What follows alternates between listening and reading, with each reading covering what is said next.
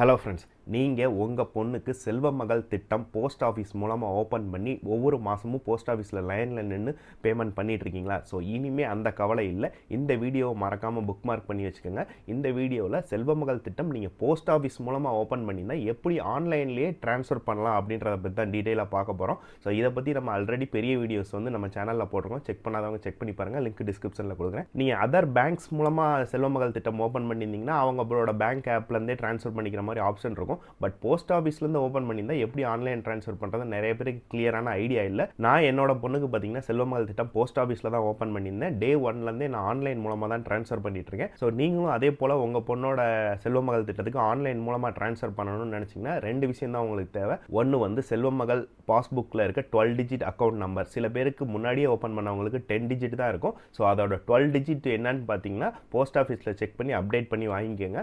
அதுக்கப்புறம் போஸ்ட் ஆஃபீஸோட IFSC code அது நான் இங்கே கீழே டிஸ்பிளே பண்ணுறேன். ஸோ இந்த 2 விஷயம் இருந்தால் போதும். உங்களோட எந்த பேங்காக இருந்தாலும், அதாவது எந்த ப்ரைவேட் பேங்க்கு, நேஷனலைஸ்டு பேங்க்கு, எதில் பேங்க் அக்கௌண்ட் வச்சுருந்தாலும் அதில் மணி ட்ரான்ஸ்ஃபர் பண்ணுறதுக்கு பெனிஃபிஷியரி ஆட் பண்ணுவீங்கல்ல. ஸோ அதில் போயிட்டு ஒரு பெனிஃபிஷியரி ஆட் பண்ணுற மாதிரி நீங்கள் இந்த டீட்டெயில்ஸ் ஆட் பண்ணிட்டாலே போதும். ஸோ உங்கள் பொண்ணு நேமை கொடுத்துக்கோங்க. ஸோ நெக்ஸ்ட் போஸ்ட் ஆஃபீஸோட ஐஎஃப்எஸ்சி கோட் போட்டுக்கோங்க. அதுக்கப்புறம் உங்களோட 12 டிஜிட் செல்வ மகள் திட்டத்தில் பாஸ்புக்கில் கொடுத்துருப்பாங்களா அந்த அக்கௌண்ட் நம்பரை என்ட்ரு பண்ணி சேவ் பண்ணிக்கோங்க. சில பேங்க்கில் இமீடியட்டாக ஆக்டிவேட் ஆகிடும், சில பேங்க்கில் 24 ஹவர்ஸ் ஆகும். ஸோ அது முடிஞ்சதுக்கப்புறம் நீங்கள் மினிமம் 100 ட்ரான்ஸ்ஃபர் பண்ணணும். மேக்ஸிமம் எவ்வளோ வேணாலும் ட்ரான்ஸ்ஃபர் பண்ணிக்கலாம். ஸோ மினிமம் 100 ருபீஸ் போட்டு ட்ரான்ஸ்ஃபர் பண்ணி செக் பண்ணுங்கள். என்னோட ரீசெண்ட் ட்ரான்சாக்ஷன் லிஸ்ட் நான் டிஸ்பிளே பண்ணுறேன். இதில் பார்த்தீங்கன்னா எல்லாமே என்இஎஃப்டி ட்ரான்ஸ்ஃபர்னு இருக்கும். இது எல்லாமே பேங்க் அக்கௌண்ட்லேருந்து ஆன்லைன் ட்ரான்ஸ்ஃபர் பண்ணது தான். முக்கியமான விஷயம், நீங்கள் ஐஎம்பிஎஸ் சூஸ் பண்ணக்கூடாது. ட்ரான்ஸ்ஃபர் பண்ணுறப்போ ஒன்லி என்இஎஃப்டி மட்டும்தான் ஒர்க் ஆகும்.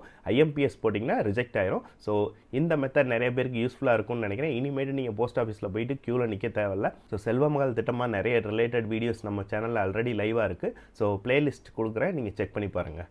மீண்டும் ஒரு அடுத்த யூஸ்ஃபுல்லான வீடியோவை சந்திப்போம். பாய்.